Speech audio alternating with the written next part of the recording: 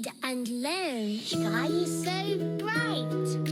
Smart kids grow with moonlight. Read and learn, shine so bright. Smart kids grow with moonlight. E-Schoolify series, fun and true. Learning dreams for me and you. Welcome to E-Schoolify series. अस्सलाम वालेकुम, Saeeda Maryam नकवीज़ here from the Moonlight International Publishers। आज की सरगर्मी में हम दोबारा क्या सीखेंगे? कल पढ़ाया गया ये और वो का इस्तेमाल।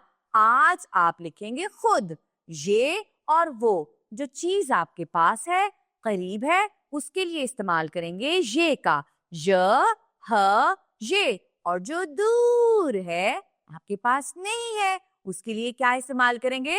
व, ह, वो। पहले हम इन तस्वीर को देखते हैं। ताला, दरख्त, बिल्ली और तारे। ताला पास है, दरख्त दूर है, बिल्ली पास है, तारे बहुत दूर। जिस तरह चांद और सूरज के लिए हमने वो का इस्तेमाल किया, उसी तरह तारे के लिए भी हम वो का इस्तेमाल करेंगे। तो चलें लिखते हैं ताला। ये ताला है।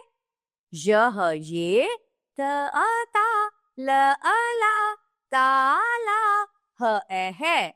ये ताला है।